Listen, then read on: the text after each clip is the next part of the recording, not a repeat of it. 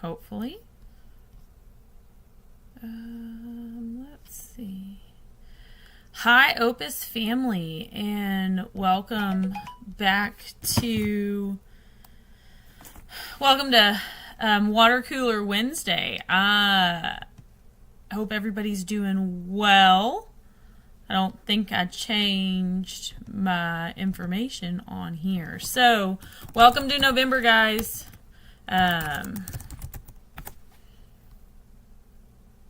Social?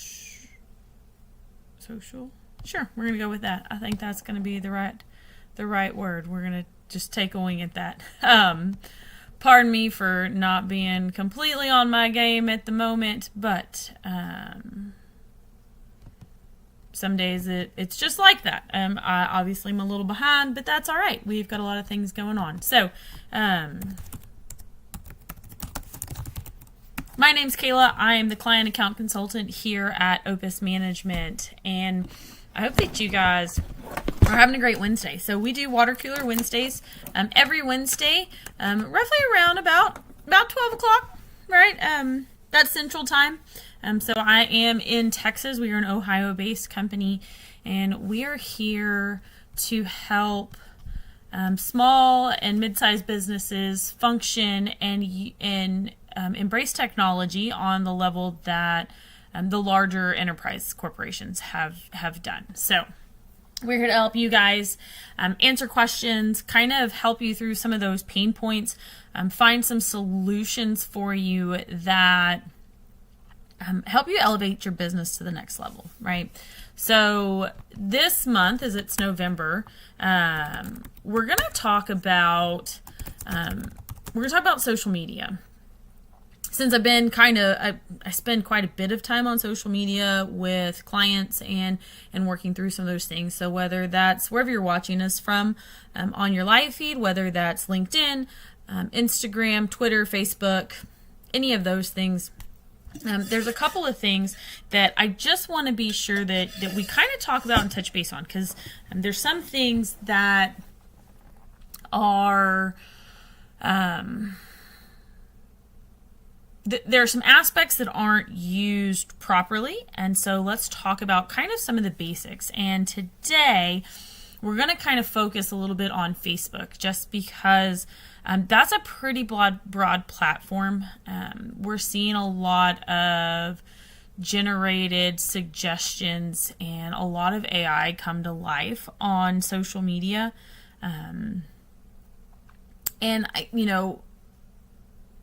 Assuming, right, that you're offering goods or a service in your business. And service can be a lot of different things, right? Like you could be a social media manager. You could be a content generator.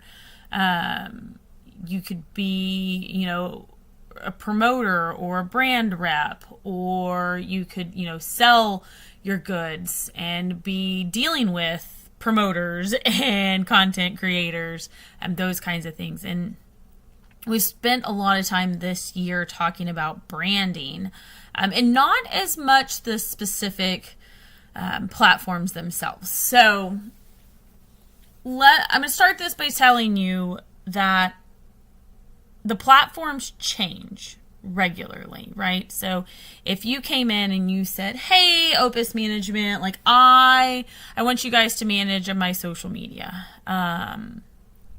which we can do, and it's totally possible. So if you came in and said that, understand that not most of your social media managers, most of your people that are building things on, that are doing these things for you, or even if you're doing them for yourselves, we use what we call a campaign. So a lot of it is, what are you focused around and what are you moving towards? And you need to kind of be looking in the future, right? Like we just started November. A lot of companies are starting to look at open enrollment. I mean, I've already gotten like 4 emails today around that piece. So what is your message across across your platforms, and what are you doing? So like for Facebook, what I've seen a lot currently, and kind of what kind of spawned this, let's jump down the social media rabbit hole. What I've seen quite a bit of, surprisingly, is either a group, a company, a business. It creates an account like you would create your own personal account. So you're having to add friends. You're having to you're giving it and creating it a Facebook page. But when you're going in, you're creating an account, a brand new one, and you're basing that account off of the email address for the company, right? So like customer service at opusmanagement.us. And instead of creating a page. So when you're looking at Facebook and the way that it's reading it and the way that it's looking at it from the algorithm, whatever you want to call it, that daggum thing that jams up our feed and reads our mind. But when you're looking at the algorithm, your pages are easier to promote than if you were to open an actual account. So we don't want to treat our businesses, whatever you're doing, as an actual person, right? So you don't want to create a new account underneath an email address. You want to take the time to go in and build a page for it.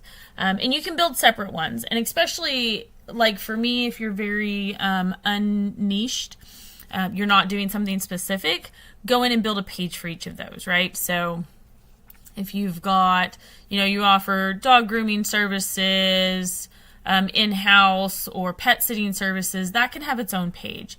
And I'm using this because I have a friend that does this, right? So she has her own page for that. And then she also has where she sets up and does markets, so vendor markets, and a lot of stay-at-home mom stuff. So mom's night outs where they, offer different things and they bring in all the different services and different, the MLM companies so that you can see all of that, and they offer it in a safe environment. That way that, you can bring a group of moms together and have a good environment for that, but they all offer it there. Anyway, so she coordinates a lot of that stuff, and then she has her dog sitting service, which is how that spawned off of it. She could have easily kept everything on one page. She could have had just one page underneath her personal account, right? So she's the admin for it, and she's the one that can make the changes and make the post to the page. She could have created groups for it.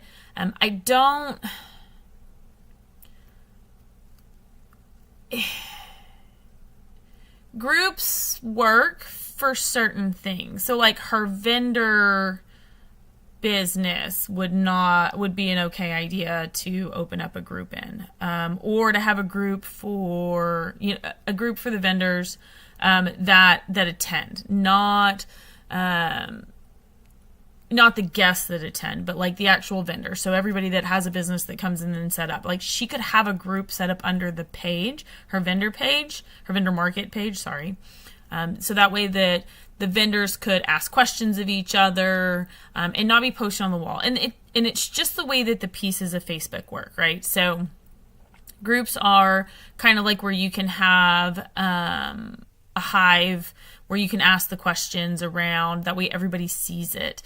Pages, like your personal page or your business's page, you can post things regularly. People can share those out. We don't typically want the groups to have shareable content, just because, yes, it drives traffic to your group, but that's not always the best voice and brand when you put that out there. So I wouldn't allow group posts and discussions to be shareable, just because you can hurt your brand image in that. But your page, when you're the admin, so I have myself, and then I have a couple of pages, right? And then I have the pages like that I manage. And so I have admin access to those. I've given admin access on a couple of those to other people as well, where they can post on there and do things like that. Now we'll always say, we'll take my horse, for example, right? Like it'll always say WR in style is like who's posting, but on the admin backside, you can see who made those posts. And so obviously keeping a running dialogue going of consistent posts keeps you in the algorithm and keeps you on people's pages. And the things, we've talked about, kind of the voice that you use and how are you engaging people to get them to actually push that like button or leave a comment. That's the stuff that keeps causing your page to pop up on their feed. And, ultimately, if you're being honest and you're being true to who you are and your voice and your brand, they'll share that content, assuming that it's engaging content and assuming that it's appropriate for your audience, and it's not just constantly words and post. People want things quick and concise on Facebook, it seems, is what does well, and gets shared. So that's for your page. We can talk about, so if you're looking at where do you go from Facebook, what do you do? How do you engage more? We're happy here at Opus to have that conversation with you. We can work through, what does your Facebook page look like? When you scroll through it, what are things updated? How often are you posting on there? Is it a consistent look and feel? Like as it comes across, you have the expectation that it's going to be something positive, even when things aren't the greatest that are going on. So like I have to post a lot of results around my WR page around my horse and how he's doing at shows. And we haven't been having some great shows. We've had some okay shows. We haven't anything great, but staying positive in what we're doing and where we're going and the different things that we're adding into the program, or where he's been, who he's riding with, that kind of thing, which those are the things that I want that to be recognizable when people are just scrolling through their feed and they see it, they recognize that and they know where it's coming from and they have an expectation of what it's going to sound like when they read it, right? So they have given a voice to your brand in their head when they read things, and you want to stay consistent with that. So don't get it too many admins or too many people that are deciding on what's being posted and how it's being posted. Because once you start having to go through a ton of approvals on the company chain, it just gets muddied. Everybody wants to have a say in it and whether they like the color or the font. And when we get bogged down in that, especially if you don't have a brand template, if you don't have your brand standards set, it just makes that much more work, and it's that much more work waiting on everybody to get back and say, yes, we approve of this, no, we don't approve of this. But that's one of those that we want to be able to say, this is what we're seeing, this is what it is, and go from there, so you can have a quicker turnaround and getting those things up. Because it really does benefit you to have regular postings, even if you're scheduling them out. If you're using a third-party app that's doing that, or just the planner in Facebook, can really help you drive just awareness. And as that reach grows, you're going to get reach. You're going to hit the reach people that want to see your content, and they're going to continue there. We're seeing a whole lot in the world, like in TikTok, where people are just doing we're back to just doing the trends, and it gets kind of old. You hear the same song over and over and over and over and over again on your feed. I know, like for me personally, it makes me want to close the app. I get on there to be entertained and enjoy what I'm watching and have a good laugh. I don't get on there to see 15 people doing the same dance to the same song over and over and over. It just gets old. So be mindful of that. But when you go to start a page for your business, be very mindful on how you set it up. I'm seeing it a whole lot. And I'll tell you, being on this side of it, when I get a friend request, and this has happened a whole lot in the horse world right now, I get friend requests from associations. I don't accept them. I tend to delete them and report them. There's a lot of scammer businesses out there right now. One of the big things is major events. So we'll see this with the World Series. You'll see this with the National Finals Rodeo is coming up. You'll see this with the football games right after Thanksgiving. you're going to start seeing when you post something about that, like that, you're at the World Series, or you're going to go to the NFR, you're going to be at the football game, you're going to see that there will be people that see that tag, if you tag it, they've either made a page or they've created this link that looks an awful lot like a live feed of that. And when you get in there, they're going to ask you for credit card information. Be really careful when you click on links that, in Facebook, right, that are just the web address, because that web address can take you to another page that it ultimately will collect your data and get your credit card information, and then you're going to be out of luck. So we saw it a whole lot. And I would double check those pages. So I Show American Quarter Horses. So AQHA currently is having their big world show right now. And if you post about, if you post and like tag it, there's been a ton of, same thing with Stock Horse of Texas, there's been a ton of fake accounts popping up. And they'll put, watch the live feed here, and there'll be a link, right? Like there's a little link box in the comments. And that link box, when you look at the address on the link, it'll tell you, right? Like it says something really weird. Like it'll be HTTP instead of HTTPS. It'll be dot, just odd things, right? So there's numbers and letters all jumbled up in there. Something that you wouldn't put in necessarily as your main website in your search bar. Like if you're going to like try to go straight to it and plug it into your web address bar, you wouldn't be typing in http://6912lt.com. That should be your first trigger, right, as you're looking at that. And this is just basics.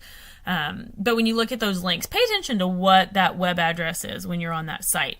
And then, and I do this with all of them, right? Like if I get sent a request, like add me as a friend on Facebook. When I get sent those requests, I'm very leery when it's an association. And so I typically try to look and see, how many friends, how long have they posted? Did they just, create it? If it's a larger association, so like the National High School Finals Rodeo, we had some friends there on one of the pages that I manage, and we had, a client was going. And so I had posted and went to tag the High School Finals Rodeo that was going on in Wyoming. And when I went to tag it, it pulled up basically a fake account. So when I looked at it, they'd only had like 1,200 people because it had added a bunch of people. And instead of looking at who was adding them, these people just accepted this friend request. And so it looked like they had, they actually had people, but the account had only been made like a month prior. And so use your two authentication. Yeah, I got it. Use your dual factor authentication pieces on your information, guys. Like, yes, I know that it's obnoxious to have to type in a code, but it will let you know when somebody's trying to hack into your stuff, because we've seen accounts get stolen. They get in somehow and they change all of your information, and then you can't get your account back. Had a good friend and client that had 60,000 people that followed their page, and it got hacked and got stolen and had to start from scratch. That's never fun. So be mindful in those things. If you're starting something from your business, again, you don't want to create a whole new account for it. You really want to make sure that you're creating a page. And that's just going to be in your, if you're on your profile, right? So like if you have a personal Facebook page, you're going to go to pages, and there's going to be an option to create a page, and you can create the page from there. And creating that page will allow you to keep all of those posts on that one specific thing, whether it's the business or services, or heck, if you want to make one for your dog, you can do that. Same thing on Instagram, right? Like don't create its own account under its own email. Like allow it to be attached to yours, to your main account. That way you're seeing it in a different light. It's going to get promoted in a different light. It gets shared in a different way. And it doesn't look quite so